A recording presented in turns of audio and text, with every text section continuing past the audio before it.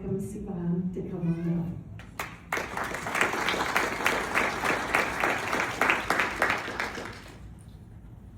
And remember, really close.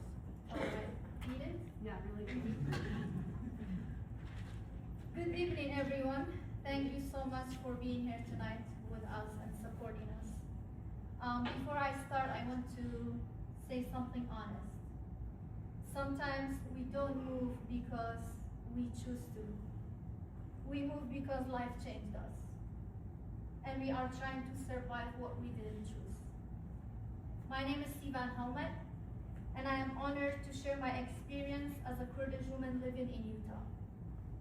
I moved to Utah in 2024, only a few months after my brother passed away. He was only 29. And I changed my city, but my grief is still there. The grief doesn't stop when you move. The grief doesn't stop when you're starting to build a new life. You carry it with you. And some days I looked completely okay on the outside, but inside I was trying to breathe again, to heal again. So when I say being here has been a journey, I don't only mean learning a new place. I mean rebuilding myself while my heart is still healing. Being Kurdish is not just where we came from. It's what we carry. We carry love deeply. We carry loyalty deeply. We carry pain deeply. And we carry each other deeply. And I come from a Kurdish family who always support me. The kind of family that reminds me, you are not alone. You are not weak. You can do this. And honestly, that support is a proof that I am here tonight. Living in Utah has been beautiful in many ways. It's peaceful, it's calm, and it's full of opportunity. But when you are far from your culture, from your family, sometimes peace can feel like silence. In the beginning, I missed all the small things. Hearing Kurdish everywhere, feeling understood without explaining myself, walking into a room and not feeling different. And as a Kurdish woman, you feel that even more. Because being a Kurdish woman is powerful, but it's also responsibility. We are raised with so much love, but also high expectations. We are taught to be strong, to be respectful, to represent our families well, and to hold ourselves with dignity.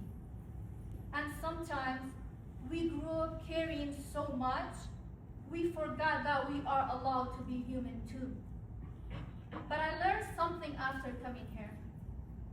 As a Kurdish woman is not strong because she never breaks.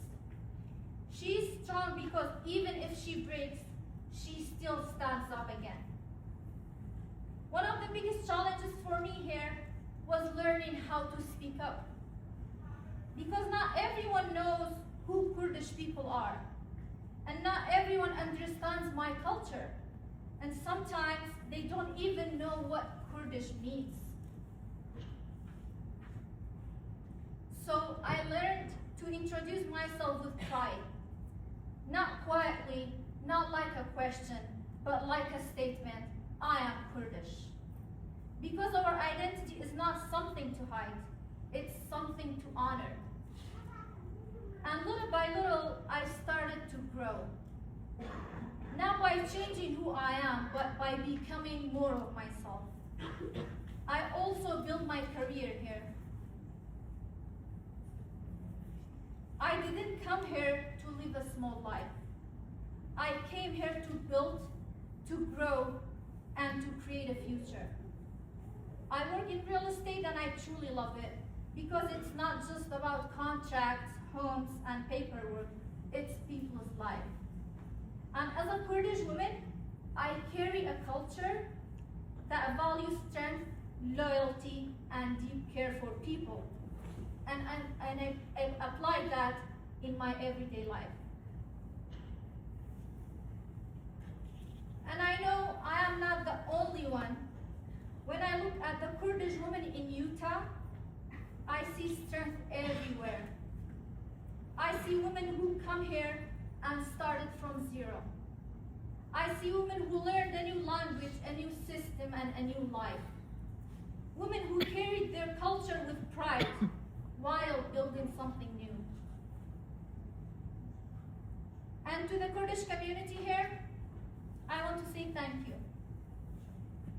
Because when you live far from home, community becomes family. Your people becomes your safety and your language becomes your comfort again. And for any Kurdish girl or young woman listening tonight, I want you to remember this. You don't have to choose between your roots and your dreams. You can be Kurdish and still become anything you want. Be proud of your name. Be proud of your story. Be proud of your culture. Because you come from people who never give up. And I want to end my speech with this. I moved to Utah in 2024 with grief in my heart, but hopes in my hands. And today I am standing here as proof that a Kurdish woman can go through pain and still build a life. We are not just surviving here, we are becoming. We are the daughters of the mountain. We are the voice of a history that refuses to disappear. We are the women who turn struggle into strength and pain into purpose. I am Kurdish and I am proud. Thank you so much.